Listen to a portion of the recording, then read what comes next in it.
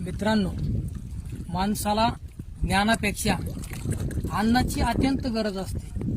उपाशीपोटी माणूस ज्ञान कधीच ग्रहण करू शकत नाही. याचं एक साधं तुम्हाला गोष्ट सांगतो.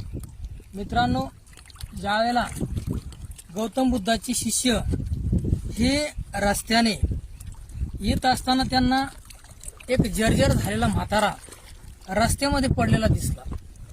त्यावेळेला त्यांना वाटलं की ह्या माणसाला आपण गौतम बुद्धाकडे घेऊन गेलो तर ते या व्यक्तीला काहीतरी उपदेश करतील, आणि म्हणून त्या शिष्यांनी त्या जर्जर झालेल्या व्यक्तीला गौतम बुद्धाकडे नेलं.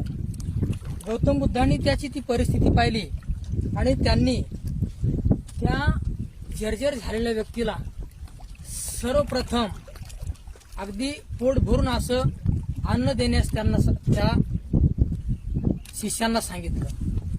वास्तविक पाहता त्या शिष्यांना वाटत होतं की गौतम बुद्ध हे गेल्याबरोबर याला काहीतरी उपदेश देतील, याला काहीतरी सांगतील, परंतु तसं झालं नाही. ज्यावेळेला गौतम बुद्धांनी त्याला अन्न देण्यास सांगितले, त्याने पोटभर जेवण केले आणि तो निवांत झोपला.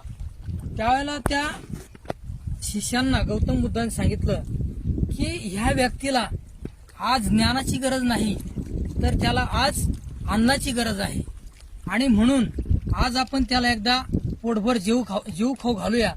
ज्यावेळेला त्याला अपेक्षा वाढेल की आपल्याला काहीतरी दोन शब्द ऐकायचे आहेत, त्यावेळेला तो निश्चितच माझ्याकडे येईल आणि माझे दोन शब्द ऐकल्याशिवाय राहणार नाही.